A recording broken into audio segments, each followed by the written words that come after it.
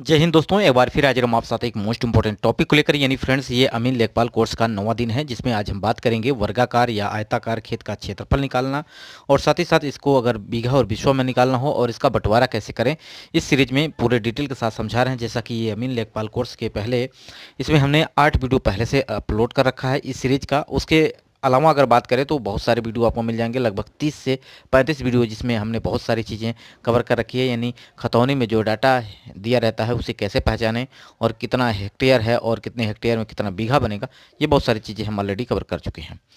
यहाँ इसके पहले अगर 8वां वीडियो की बात करें तो उसमें हमने आपको बताया था कि अगर जरीब के माध्यम से यानी कड़ी के माध्यम से आप अपने खेत का क्षेत्रफल एकड़ में, हेक्टेयर में, बीघा, बिस्वा में कैसे निकालें, इस पर हमने आपको पूरी डिटेल के साथ समझाया है। वीडियो जाके जरूर देखिएगा।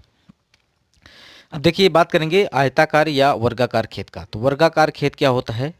ऐसा कोई भी आकार जिसकी चारों भुजाएं बराबर हों। जैसा कि आपको यहाँ पे दिख रहा होगा स्क्रीन में, अगर ये 44 मीटर है और ये भी 44 मीटर है और ये अभी आपकी कितना है, 44 मीटर, यानी सभी भुजाएं 44 मीटर की हैं, तो आपका एक खेत 44 मीटर का ये वर्गाकार खेत कहा जाएगा।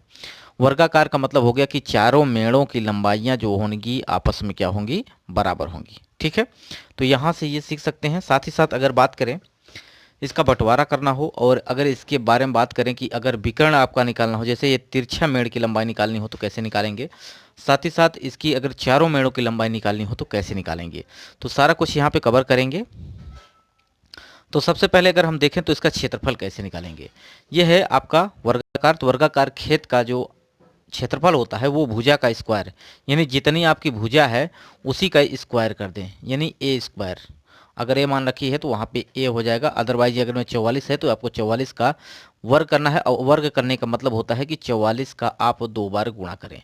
तो ये आप इसको लंबाई मानेंगे और चौड़ाई, यानी दोनों बराबर होती है, तो कह सकते हैं कि वर्गाकार खेत का जो क्षेत्रफल होगा लंबाई गुणित आपका चौड़ाई होगा। आपकी वैल्यू दी है 44, और इसी को 44 में गुणा करेंगे तो ये वर्ग मीटर में आएगा। इसको आप फुट में ले सकते हैं, आप गज में ले सकते हैं, जिसमें आप लेना हो लंबाई वो आप ले सकते हैं। तो इस आकार का अगर खेत है वर्गाकार, तो सिंपली आपको कुछ नहीं करना है, अपने मेड़ जो हैं उन मेड़ों की एक तरफ की आप लंबाई निकाल लीजिए, जो भी आए उसका उसी में गुणा कर दीजिए। ठीक है, तो वो कुल वर्ग जो कि क्षेत्रफल में आ जाएगा। ठीक है, उसका क्षेत्रफल आ जाएगा, और वहाँ से आप उसका जो कि अगर बिस्वा में निकालना है तो निकाल सकते हैं, बीघा में निकालना है तो निकाल सकते हैं। एक बिस्वा की वैल्यू जो होती है 126.4 वर्ग मीटर होती है। एक बीघे की वैल्यू बात करें तो ये 2529.28 वर्ग मीटर होती है। तो सिंपली 2529.28 को जब 20 से भाग करेंगे तो ये आपका 126.4 वर्ग मीटर निकल के आ जाएगा। तो इस पर बहुत सारे हमने वीडियो पहले से कवर कर रखा है, उसको जाके जरूर देखिएगा, जिससे आपको जानकारी बढ़े और आप सीख पाएंगे। तो जैसे कि कुल क्षेत्रफल यहाँ पे निकल चुका है, तो इसमें से 1936 में आप 126.4 से अगर भाग करते हैं तो ये खेत का क्षेत्रफल निकल जाएगा। वो बिस्वा में 15 बिस्वा से क्या है, ये वैल्यू ज़्यादा है, यानी ये खेत जो है 15 बिस्वा से ज़्यादा है। अगर धूर में भी बदलना चाहते हैं तो बिस्वा, ये दशमलव के बाद जो वैल्यू दी गई है 0.31, इसमें आप 20 से गुणा करेंगे तो आपका ये धूर में चेंज हो जाएगा। अब देखिए, अगर यहाँ पर अगर हम बात करें कि ये खेत जो है आपका वर्गाकार है, तो ये वाली अगर इसकी विकर्ण निकालना हो यानी तिरछी लंबाई निकालनी हो, तो जो भी वैल्यू दी है, ठीक है, जो भी वैल्यू आपका मेड़ का लंबाई निकल के आए उसमें आप अंडर रूट 2 से गुणा कर देंगे। यानी इसको आप कह सकते हैं 44 अंडर रूट 2, यानी अंडर रूट 2 के अंतर्गत गुणा कर दीजिए। एक अंडर रूट की वैल्यू कितनी होती है अगर बात करें तो 1.414। ठीक है, इसमें आप जो भी भुजा निकले लंबाई ये गुणा कर देंगे तो ये तिरछी लंबाई निकल के आ जाएगी। अब बात करते हैं कि अगर चारों तरफ का इसका निकालना हो, यानी मेड़ की लंबाई टोटल, तो कितनी हो जाएगी। तो 44 है एक की, तो इसमें 4 से गुणा कर देंगे।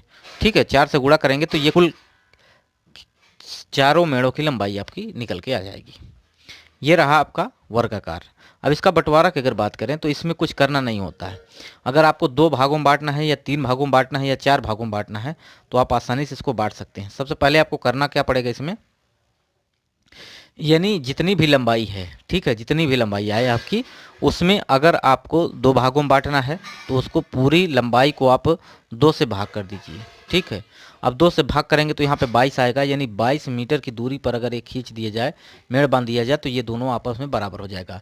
तो सबसे सिंपल होता है इस प्रकार के खेतों का बंटवारा, कोई दिक्कत नहीं होती है। अगर इधर से बांटना है तो इधर से भी बांट सकते हैं, अगर 3 भागों में बांटना है तो जितनी लंबाई उसमें 3 से भाग कर दीजिएगा और उतने मीटर की लंबाई पे आप मेड़ बांध दीजिए, वहाँ से आप आसानी से इसको बांट सकते हैं।